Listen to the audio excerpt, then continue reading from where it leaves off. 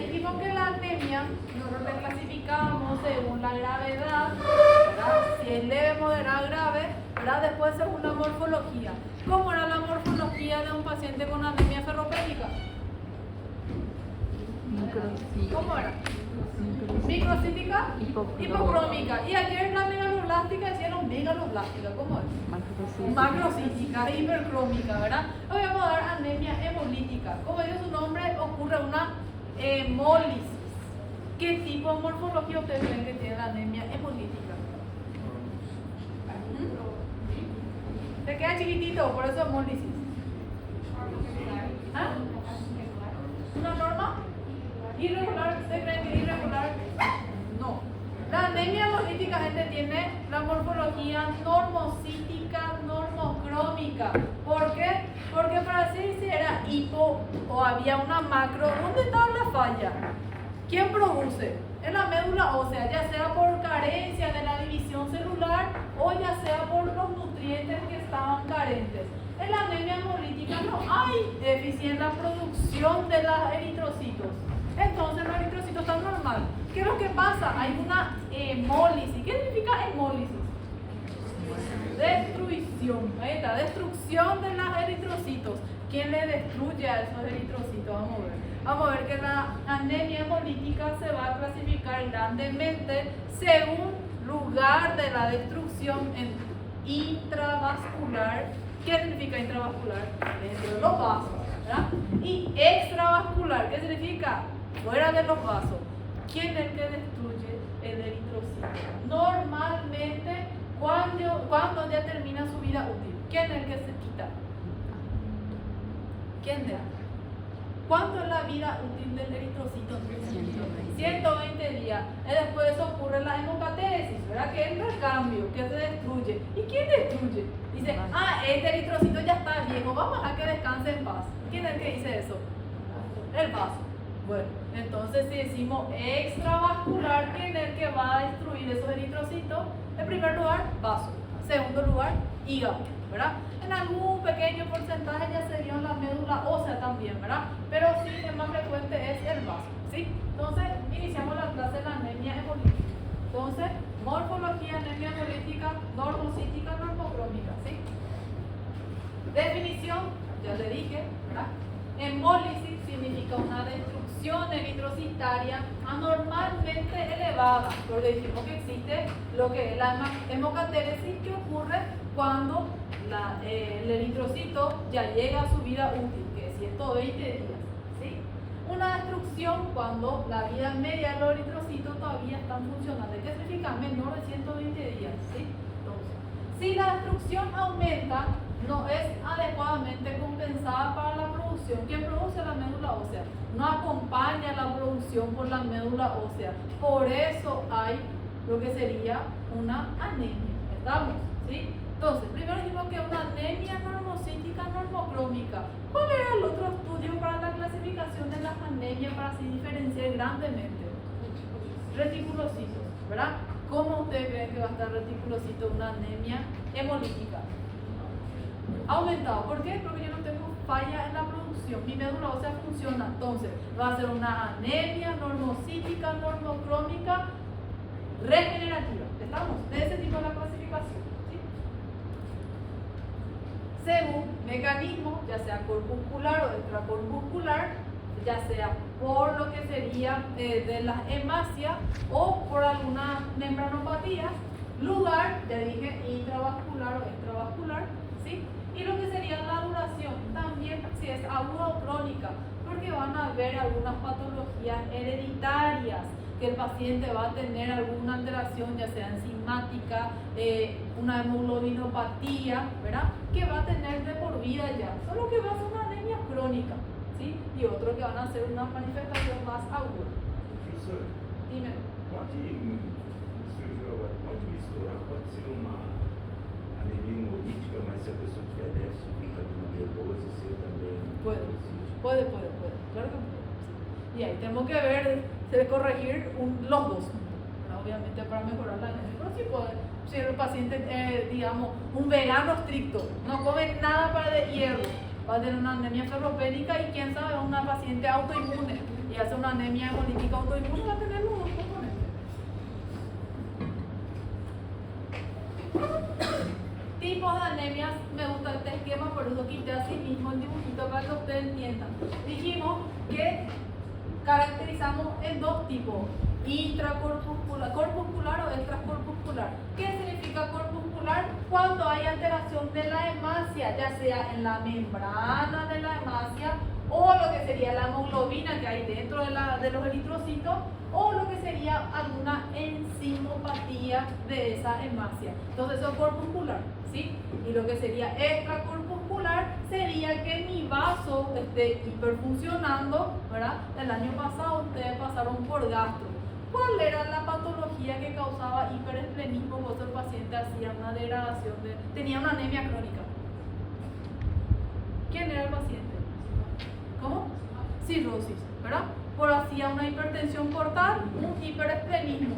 Muy bien, entonces también ese caso. O, quién sabe, paciente que tiene una anemia hemolítica autoinmune, ¿sí? Los autoanticuerpos van a atacar esa hemascia y obviamente van a causar destrucción, ¿sí? Y lo que sería la microangiopática, como dice microangiopática, ¿dónde está la alteración? La hemascia en el vaso, en el vaso. En el vaso va a estar inflamado o algo así, va a destruir las hemascias cuando pasan por ese vaso dañado. Entonces, esos son los mecanismos así grandemente diferenciados, ¿sí?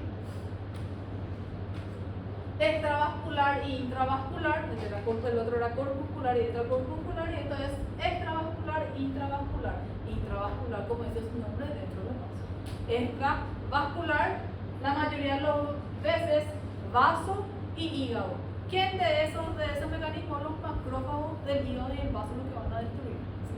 Entonces, ¿qué va a pasar una hemascia medio raro? Ya sea su forma, el color no le va a gustar al vaso, al hígado, y le va a destruir, va a fagocitar, los macrófagos van a destruir, ¿sí?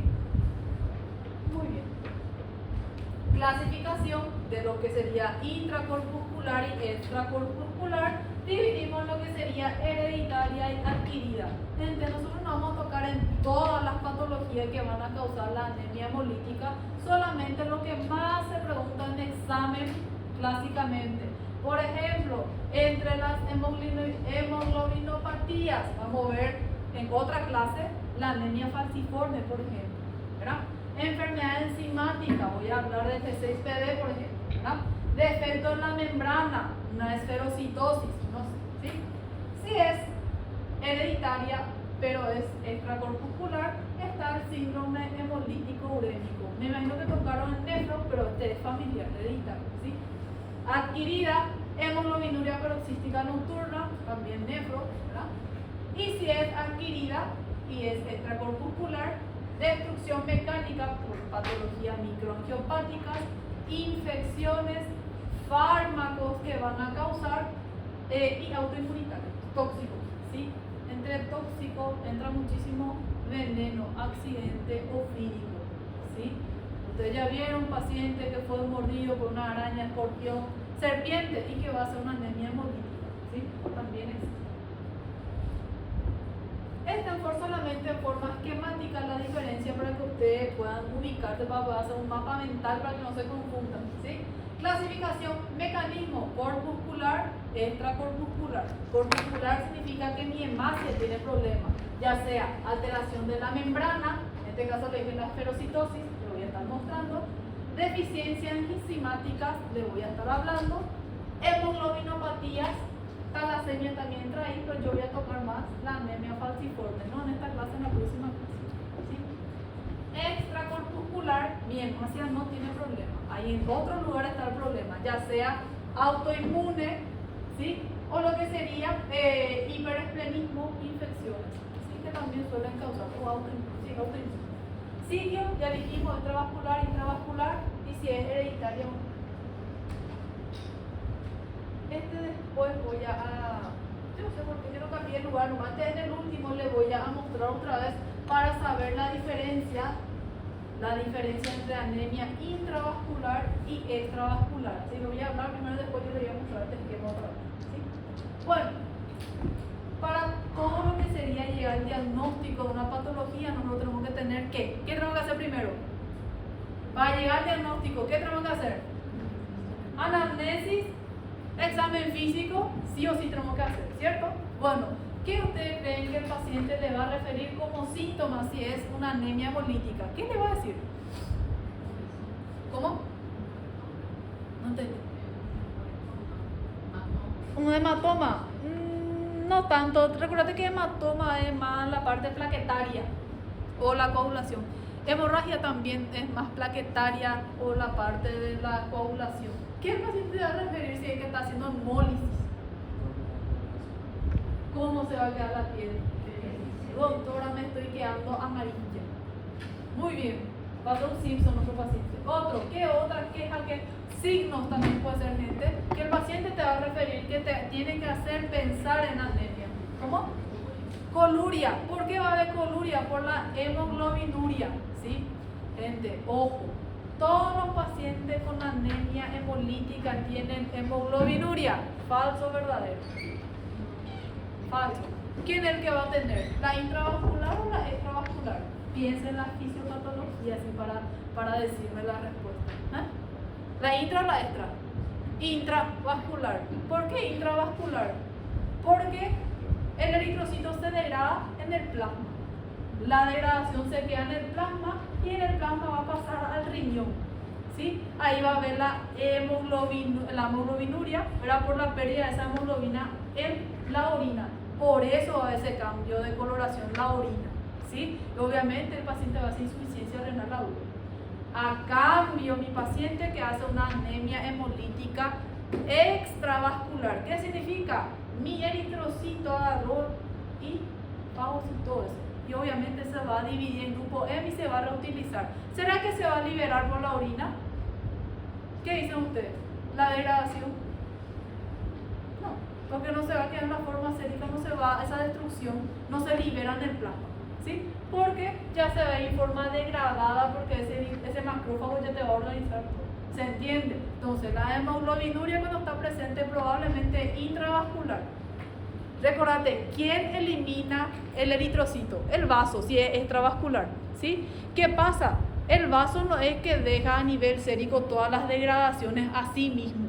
¿Qué él hace? Él separa el grupo M, separa las globinas que son los aminoácidos, ese grupo M del hierro, él hace que sea reutilizable otra vez, a diferencia a nivel sérico. ¿Sí? Por eso es la diferencia de la clínica. Otro hallazgo más, ¿qué más puede ser? Esplenomegalia, que vamos a encontrar, ¿sí? Entonces, si el paciente está amarillo, tiene esplenomegalia, tiene hemoglobinuria, dependiendo, puede ser que esté presente o no, ¿verdad? Aparte de eso, va a tener síntomas de síndrome anémico, gente. Pues mi paciente va a estar anémico, va a estar cansado, puede ser que esté taquicárdico, dependiendo de la gravedad o la instauración de esa anemia, sí que el síndrome anémico también va a estar presente, ¿sí? Muy bien. Ok, acá ya dijimos, ¿verdad? Dependiendo de la instauración de esa anemia hemolítica va a cambiar, ¿verdad? La presentación clínica también. Pero ictericia siempre, ¿verdad? ¿Por qué ocurre la ictericia? ¿Por qué ocurre la ictericia? Tem uma degradação exagerada e não está conseguindo transformar toda aquela.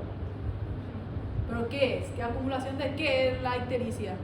De la bilirrubina, de tipo indirecto meso, ¿verdad? Muy bien, recuérdense que el grupo M, le dije que se degrada en biliverdina, la biliverdina se transforma otra vez en bilirrubina indirecta, ¿verdad? Y para que la indirecta pase a la directa, tiene su fase que ustedes dieron el semestre pasado, ¿verdad? Captación, ¿verdad? Conjugación y excreción, ¿verdad? ¿Qué pasa? No tiene la capacidad suficiente por el aumento del grupo M que hay, el aumento de la biliverdina que hay con la degradación. Por eso existe la ictericia, ¿sí? Orina pura, ya dijimos, hemólisis, pero tiene que ser intravascular siempre, ¿verdad? Porque en la extravascular no se ve la hemoglobinuria. Transfusión de sangre reciente, obviamente hay que preguntar al paciente antecedente de transfusiones. ¿Qué puede hacer el paciente? Incompatibilidad ABO o RH. Y obviamente va a haber hemólisis, ¿sí? Entonces, también hay que preguntar la historia clínica. Otra cosa que hay que preguntar en la historia clínica, inicio de medicamentos, ¿sí? Vamos a ver que hay medicamentos que pueden causar anemia hemolítica intravascular como extravascular. Le voy a hablar sobre eso, ¿sí? Antecedente anemia en la familia, ¿sí? Probablemente si mi mamá tenía un trazo genético, ¿verdad? Puede ser que yo también lo herede y puede ser que yo desarrolle la enfermedad. Cálculos o pigmento, paciente que hace hemólisis crónica, sí puede predisponer, y esplenomegalia, ¿sí? A la palpación y vaso está aumentado de tamaño por el hiperesplenismo. Dependiendo de la instauración de los síntomas, si es agudo esa hemólisis, obviamente las manifestaciones van a ser más abruptas. Por ejemplo, malestar general, fiebre, mareo, ictericia, palidez intensa, fatiga muscular, taquicardia, palpitaciones. Estos son de síndrome anémico, ¿sí? Dolor abdominal, dependiendo de cuál sea la patología, y hemoglobinopatía, ¿sí? Así que puede haber. Y cuando es crónico, gente, es más lento. El paciente no tiene así una manifestación muy importante, pero puede ser que esté amarillo con su vaso un poco aumentado, ¿verdad? Un poco pálido, más probable está mejor. ¿Por qué? Porque él tolera, su cuerpo se adapta al nivel de anemia que el paciente tiene, ¿sí? Entonces, por los mecanismos compensatorios. Ahora entramos, ya tenemos signos, síntomas, lo que tenemos que tener énfasis en la historia clínica, en la anemia hemolítica. Después vienen los estudios. ¿Qué estudios le van a pedir al paciente? Hemograma. Ya dijimos la semana pasada, estudio básico de la anemia, hemograma. Que yo voy a ver gravedad de la anemia, la morfología de la anemia, ¿verdad? Voy a ver también, solicitar reticulocitos, ¿sí? Todo eso voy a solicitar. Entonces, primeramente en el hemograma va a haber anemia, estamos hablando de anemia. Segundo, según la morfología, va a ser una anemia normocítica, normocrónica, también ya dijimos, ¿sí? Entonces, BCM, HCM normal, entonces se considera una anemia normocrónica, ¿sí? También lo dijimos que tenemos que pedir reticulocitos. El reticulocito iba a estar aumentado porque mi médula ósea tiene una buena producción, ¿sí? Puede estar acompañado de leucocitosis y eritroblastos en sangre periférica. ¿Por qué eritroblastos en sangre periférica? Porque hay muchas hemácias nuevas por la producción excesiva, ¿sí? Ok, si se recuerdan, acá yo no puse, pero en el hemograma, si se recuerdan, existe lo que era el RDW. ¿Qué era el RDW? ¿Qué mostraba? ¿Se recuerdan que era el RDW? ¿Qué era? La variación de tamaño, ¿verdad? Que sería una anisocitosis. Va a estar aumentado en este caso. ¿Qué dice usted? Variación de tamaño. ¿Va a haber o no va a haber?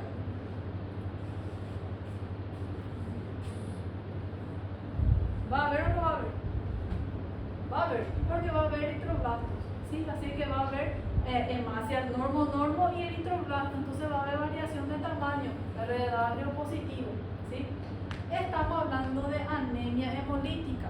En nuestro medio, anemia hemolítica la más frecuente es autoinmune. Y si decimos autoinmune, tenemos que tener un examen laboratorial que nos diga que es autoinmune. ¿Cuál es el estudio? ¿Qué significa el test de Kuhn? Nada más es una prueba para ver si hay una antiglobulina directa positiva. Para saber si hay aglutininas positivas, que son los anticuerpos. Para saber si es autoinmune, se solicita el CUMS directo. ¿Por qué no el indirecto? Porque como dice su nombre, es algo indirecto, ¿sí? Entonces, hay que pedir test de CUMS para ver si es autoinmune o no es autoinmune, ¿sí? Y en caso que vos demasiado le querés punzar la médula ósea del paciente para ver realmente si hay reticulocitos o si hay una buena producción, biopsia de médula ósea. Gente, obviamente no se hace. Si ya tenés reticulocito aumentado, tu médula ósea está funcionando, no hay por qué hacer una función de médula ósea. Esto ya dijimos, reticulocitosis, ya dijimos. Laboratorio que te hacen pensar en una anemia hemolítica, dijimos, hemólisis, ¿verdad? Anemia, primerito, frotis de sangre periférica. Puede ser que dependiendo de cuál sea la patología, vamos a ver las alteraciones, ¿verdad? En este caso, en forma de esfera, en forma un poco rara, como dice su nombre, exquisito, ¿verdad? Y una poiquilocitosis que va a aparecer en punta del lápiz, ¿sí? Obviamente va a haber T de Q positivo y la aptoglobina. Gente, le pongo ahí en oscuro por algo. Yo soy muy buena, por eso en mi slide lo más importante está luego destacado, ¿sí? Aptoglobina se parece al nombre de una hormona que vimos la semana pasada, que es la epsidina, pero no tiene nada que ver, ¿sí? La epsidina era una hormona que regula el hierro. La aptoglobina es una proteína, ¿sí? Ahí es producido por el hígado, sí, los dos son producidos por el hígado, pero este tiene otra función. ¿Qué creen que hace la aptoglobina? ¿Qué creen que es la función de la aptoglobina? ¿Cómo? Y casi, ¿por qué? Porque él transporta la hemoglobina para que pueda ser usada, ¿viste? Va ahí, alguna raciocinio, ¿verdad? Entonces, la aptoglobina es una proteína que transporta la hemoglobina, ¿sí? Gente, ojo, esta proteína nos va a diferenciar, aparte de la clínica del paciente, si es una anemia intravascular o extravascular. Así que pónganle estrellita, por algo están oscuros, ¿sí? Está negrita no le puso, ¿verdad? Esta es la proteína que nos va a diferenciar si es una anemia hemolítica intravascular o extravascular, ¿sí? ¿Cómo? Diferencia. ¿Qué es lo que diferencia si es una o la otra? ¿Sí? Si es una proteína que transporta la hemoglobina, ¿en qué tipo de anemia hemolítica ustedes creen que va a estar elevado? ¿La intravascular o la extravascular? ¿Ah? La intravascular. ¿Por qué? Porque la intravascular, el eritrocito se degrada a nivel sérico y se queda libre a nivel sérico. Obviamente eso va a captar la aptoglobina y se va a unir. Entonces, cuanto más destrucción eritrocitaria hay, más grupo o más hemoglobina libre en la sangre va a haber y se tiene que unir a la aptoglobina. Entonces va a estar aumentada, ¿sí? Entonces, esa es la diferencia entre intravascular y extravascular, ¿sí? Y obviamente signos de destrucción eritrocitaria que serían los esquizocitos, que les voy a mostrar de qué son. Esto es un paciente que tiene una hemoglobinopatía que se ve en forma de células diana o en células de algo, como sería en portugués, ¿verdad? Sí parece, ¿verdad? ¿Le parece? No hay nada que decir, ¿sí? Estos serían los esquizocitos. Estos son las hemácias normales, gente. Y esto tiene una forma exquisita. ¿Por qué tiene esa forma exquisita? Recuérdense, la anemia intravascular la mayoría de veces es microangiopática. ¿Qué pasa? A nivel de los vasos se rompe. Y ese es lo que quedó de la ruptura, digamos, el resto que quedó. Por eso tiene forma exquisita, ¿sí? Aparte de eso, obviamente hay otros laboratorios que le vamos a solicitar que nos van a hacer pensar en una anemia hemolítica, ¿verdad? Por ejemplo, ya dijimos hiperbilirubinemia a expensas de la indirecta, ¿sí? Si tienen para dosar estercobilinógeno y urobilinógeno también va a estar elevado porque son no conjugadas. Hemoglobinemia o metaglobinemia, hemosidenuria o hemoglobinuria, si es que da para dosar la orina, también vamos a encontrar, y va a estar aumentado el LDH. ¿Por qué está elevado el LDH? ¿Dónde hay LDH? ¿Por qué está elevado? Porque hay otras patologías que elevan el LDH también. ¿En dónde se encuentra el LDH o láctico deshidrogenasa?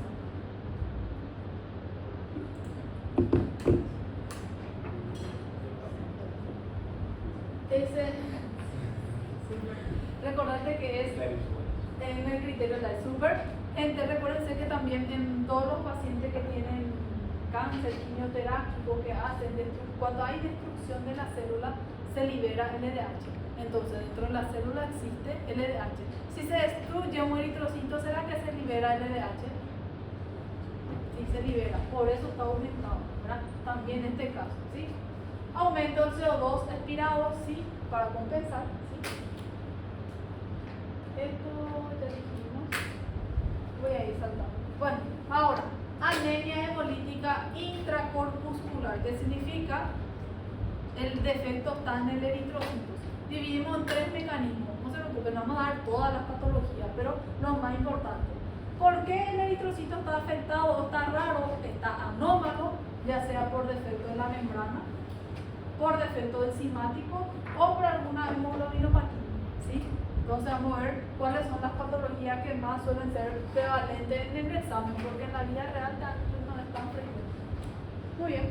Entre ellos el primero, que es la enzimopatía, sería deficiencia de la glucosa 6-fosfato deshidrogenasa.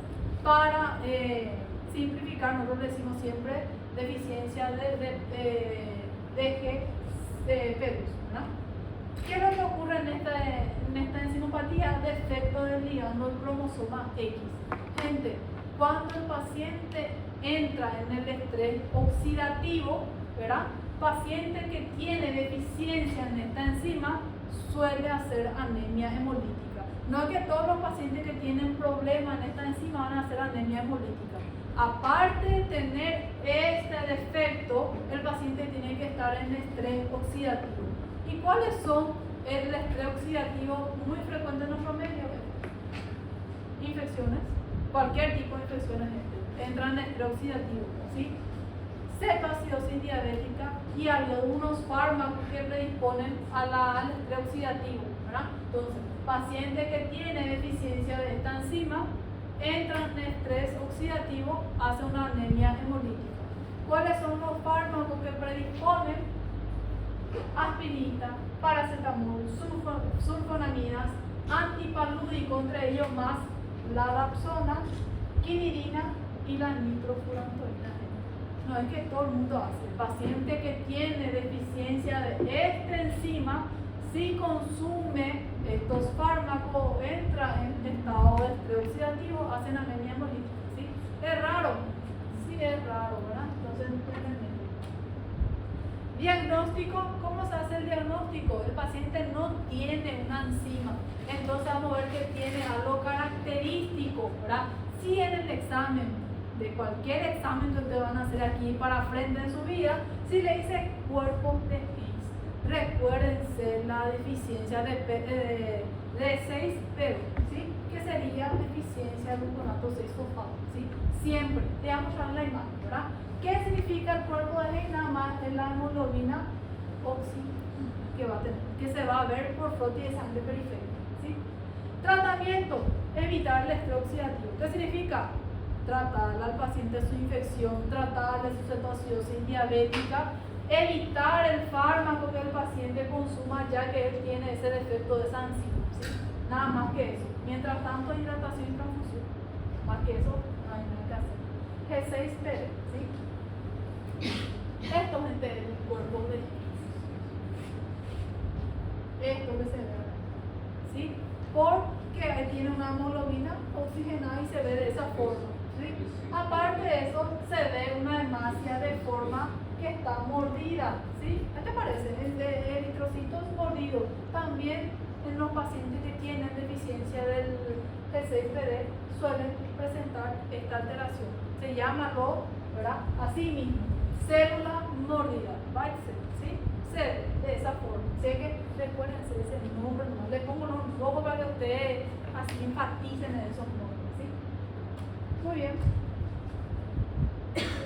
Siguiente hemoglobinopatía que vamos a ver, anemia falciforme. Gente, acá yo no voy a tocar la anemia falciforme, yo voy a dar una clase totalmente separada que es la anemia falciforme, pero la anemia falciforme entra en pacientes con anemia hemolítica intracorpuscular, ¿sí? Porque es una alteración de la hemoglobinopatía, ¿sí? Ok, ¿sí? Así que yo no voy a tocar acá, voy a tocar en la siguiente clase, voy a hablar de lo que sería la anemia falciforme. Este es mi paciente, una vez visto la anemia falciforme, ¿verdad? Se llama esto en os o en foice, como le dicen, ¿verdad? La anemia falciforme se ve en esa forma.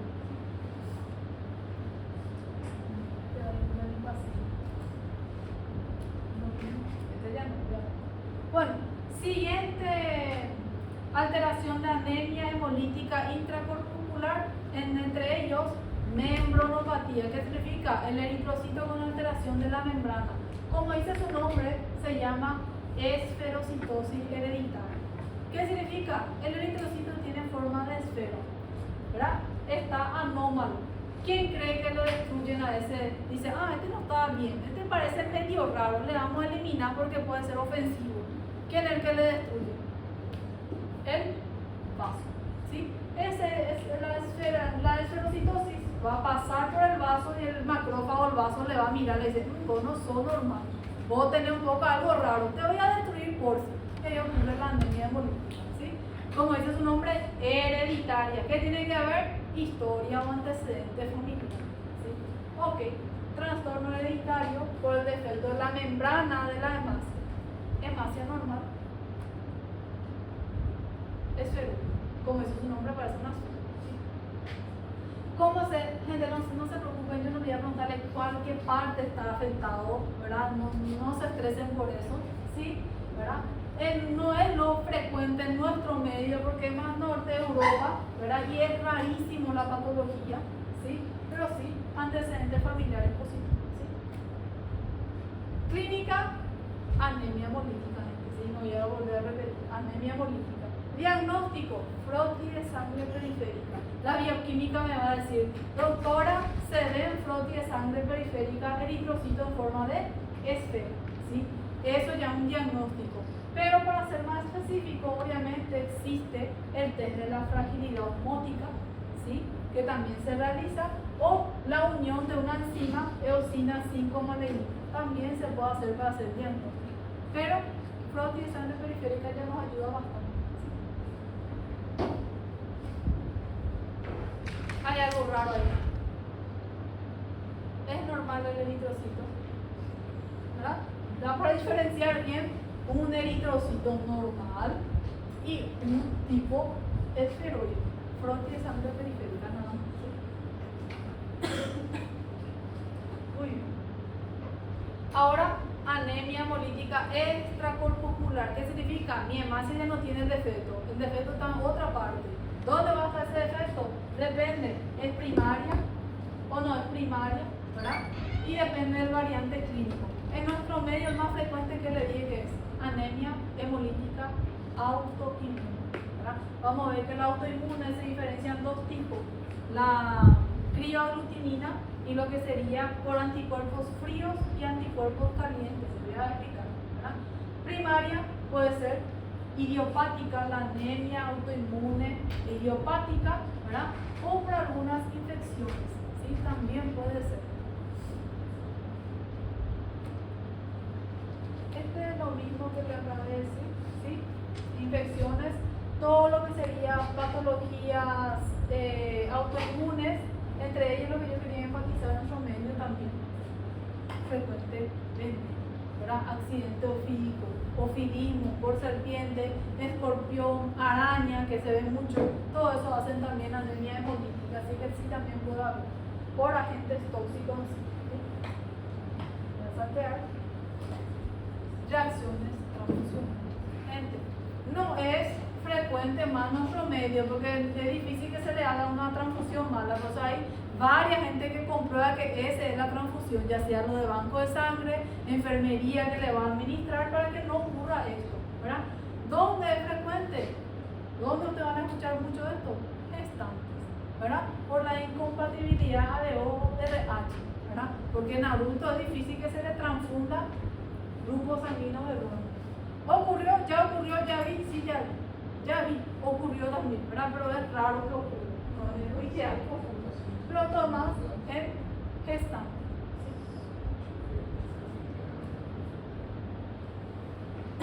Ahora entonces entramos a lo más común en nuestro medio, anemia hemolítica autoinmune, ¿sí? Si dice autoinmune, gente, ¿en quién prevalece más? ¿En varón o en mujer? Mujer. Autoinmune es igual a mujer, edad, fértil, ¿sí? Eso tienen que tener así en su mente, siempre, ¿verdad? Autoinmune es mujeres. Bueno, entonces, ¿qué significa anemia hemolítica autoinmune? Presencia en la superficie de los eritrocitos anticuerpos dirigidos para destruir ese eritrocito, ¿sí? Por eso es extracorpuscular. Mecanismo de regulación puede ser por los linfocitos B, o ya sea citotóxico o directo a los linfocitos T, ¿sí? La diferencia que hay dos tipos, anticuerpos calientes, anticuerpos fríos. Vamos a ver por qué se le denomina de esa forma. Este es el mecanismo de la destrucción, donde están los autorreceptores, donde van a ser el inmunocomplejo para la destrucción. ¿Sí?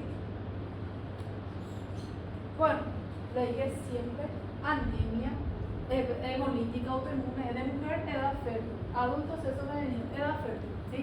Clínica, paciente con anemia, pero aparte de la anemia va a tener otros síntomas. Paciente para que tenga esa anemia tiene que tener una temperatura normal. Una temperatura corporal normal. ¿Se recuerdan semiología, medicina interna 1, cuando yo les dije cuánto era la temperatura normal? ¿Entre? ¿Sí? ¿Cuántos? ¿Verdad? ¿Qué significa? Paciente con temperatura normal hace una anemia hemolítica. ¿Sí? Anticuerpos calientes. ¿Verdad? Vamos a ver que la mayoría es por IgG, clase IgG, y es extravascular. ¿Sí? Extravascular la mayoría de las veces, porque anticuerpos la mayoría de las veces es heredado por el vaso. ¿Sí? Se asocia muchísimo a patologías autoinmunes, entre ellos les. También existe la idiopática. ¿Sí? También. ¿Sí? Clínica suele ser más asintomático, crónico, arrastrado. ¿Qué significa? La paciente que vive un poco cansadita, pálida, ¿verdad? Sin ganas de vivir la vida. En el otro curso le digo a tu compañera Mozo de Cerro, todo el mundo se identificó, ¿verdad? Cansada, pálida, sin ganas de vivir, así todo el mundo, soy yo, me va a diagnosticar anemia autoinmune, ¿verdad? Pero más o menos es más lento que, ¿sí? No, tiene una clínica aguda, pero el paciente puede tener esplenomegalia, ¿sí? Diagnóstico, obviamente, aparte de todo lo que sería hemograma, reticulocitos, frotis de sangre periférica, ¿verdad? En ese frotis de sangre periférica yo puedo ver anisocitosis, que es la variación de tamaño, poliquilocitosis, policromía o esferocitosis, dependiendo cuál sea la hemólisis que está causando, ¿sí? Aptoglobina va a estar disminuida porque dijimos que solamente en la intravascular está aumentada. Este es extravascular, ¿sí? Test de CUM positivo, dijimos que autoinmune tiene que tener test de CUM positivo y obviamente prevalentemente al IgG, ¿sí? Gente, yo siempre le digo, todo lo más importante yo le pongo resaltado, ¿sí? Yo soy buena con ustedes, lo más importante yo le pongo todo en rojo, ¿verdad? Aumento de los reticulocitos, ya dijimos todo lo que serían las características de las anemias hemolíticas. No voy a volver a repetir, lo voy a hacer repetir.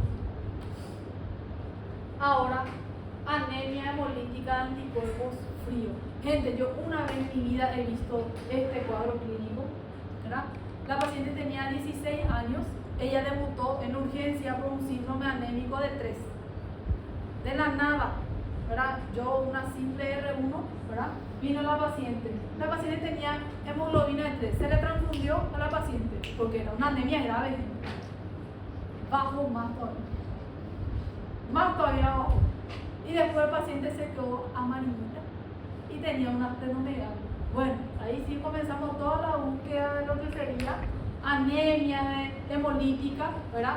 Joven, no conocía ninguna patología de base, ella debutó con LES con anemia hemolítica autoinmune, anticuerpos fríos. ¿Qué significa? En la época hacía frío, gente.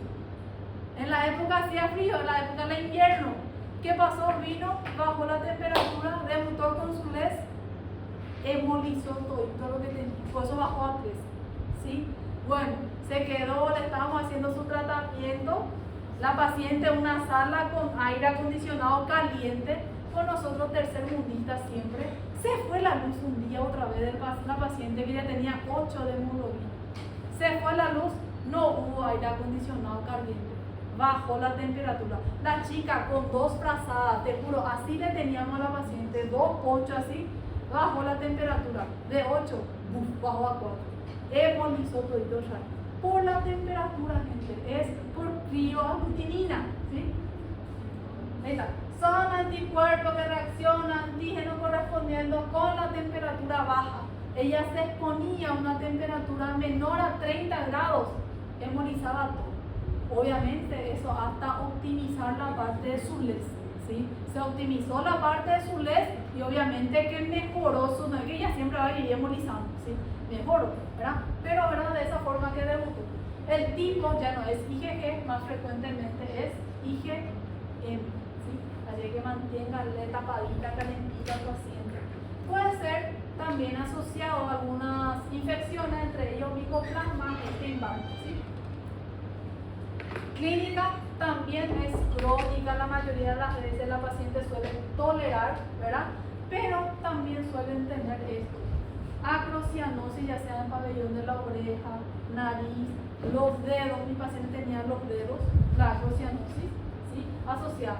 Si es solamente por algo viral, suele durar de 5 a 10 días. Ahí lástima la paciente autoinmune, así que puede volver a hacer, ¿sí? COMS positivo, siempre porque es autoinmune, y la paciente tiene que estar siempre temperatura mayor a 30 grados. Ahí ya no emboliza. Obviamente hasta estabilizar la parte de la patología autoinmune. Ok, ahora anemia hemolítica por fármacos. Existe. El otro que yo dije, el fármaco era por alteración de las enzimas por el estrés oxidativo. Este no, este es, ¿qué tipo? El otro era extravascular, este es intravascular. ¿Por qué? Porque va a haber un inmunocomplejo con el fármaco y va a comenzar a hemolizar. Entre ellos va a estar la hidralazina, hidroclorotiazida, insulina, isoniazida, methotrexate. La mayoría de los fármacos que están ahí usamos diario. Es rarísimo que haga una anemia hemolítica. ¿Ustedes ya vieron anemia hemolítica por paracetamol? Yo nunca he visto hasta ahora, gracias a Dios. Ojalá que siga así. Tampoco nunca he visto por la isoniazida, hidroclorotiazida, insulina, ¿sí? Lo que suele tener anemia es por methotrexate, pero no es por anemia hemolítica, por el déficit de folato que ellos causan, ¿sí? No es por hemolítica, ¿sí? Intravascular, dijimos, ¿por qué el intravascular causaba la insuficiencia renal? ¿Por qué la anemia hemolítica intravascular causa afectación renal y no la extravascular? ¿Qué pasaba por el riñón? Por eso destruía.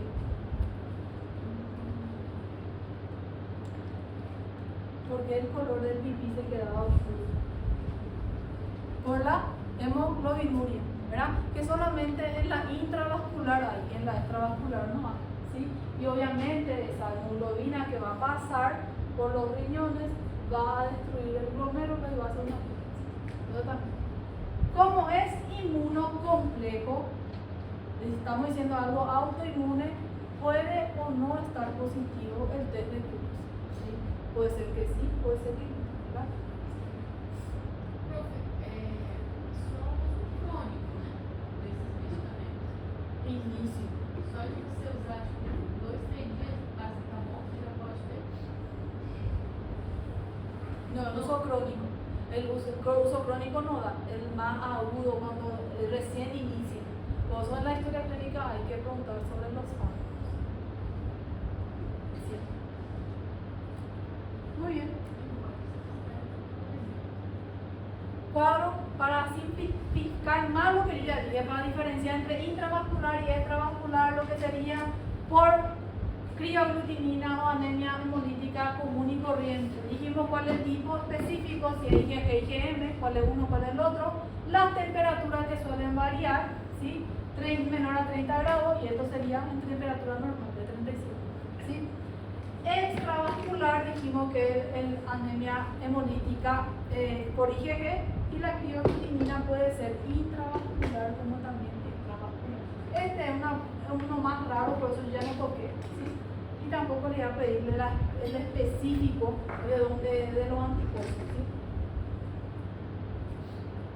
Este, sí, clínica de uno con el otro, ¿sí? Depende si es intravascular o extravascular, toda la clínica. Esto es extravascular, va a haber anemia aguda, crónica aguda. Como es extravascular, ese puede ser fagocitado por el macrófago del vaso, lo que sería el hígado, o quién sabe también alguna anormalidad se ha asociado a las linfomas. ¿Sí? La crea-aglutinina puede ser intra o extravascular, anemia, esplenomegalia.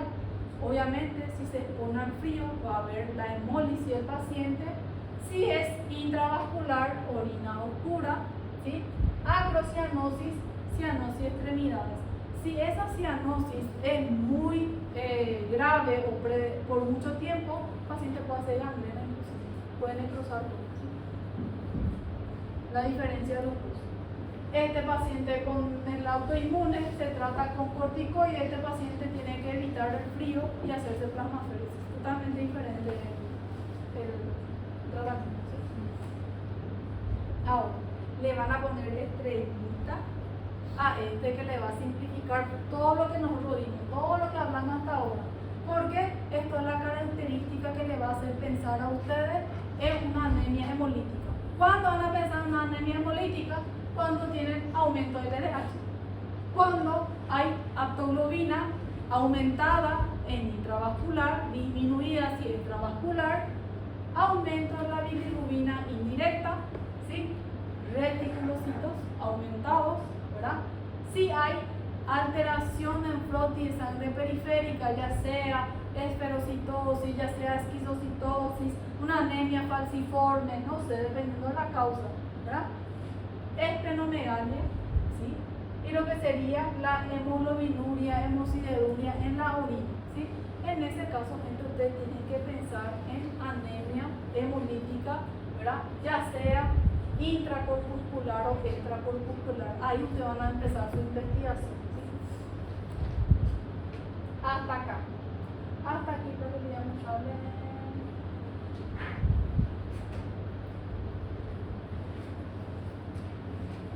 La diferencia entre intravascular y extravascular.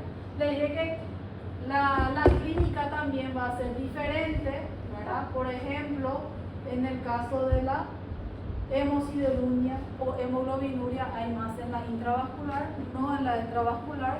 La aptoglobina que le va a diferenciar de intravascular y extravascular. Este cuadro está resumido. Yo soy tan buena que hasta le hago un cuadro diferencial para que sea más fácil el estudio para ustedes. Vean, gente, estudien anemia hemolítica. ¿Qué es lo que yo quiero saber? Morfología, qué tipo de anemia es, normo, si es hiperproliferativa, hipoproliferativa, ¿sí? Quiero saber si es la causa intracorpuscular, extracorpuscular, si es intravascular, extravascular, la diferencia entre ellos, anemia hemolítica autoinmune, ya sea por anticuerpos calientes o fríos. Solo eso, le pongo todito las cosas más importantes que ustedes tienen que saber, resumido en mi slide. Así que por favor, eso van a ser las preguntas que yo suelo realizar. ¿Sí? ¿Alguna pregunta, consulta, reclamos? ¿No? ¿Se entendió todo? Ok, muy bien. Voy a llamar a la lista.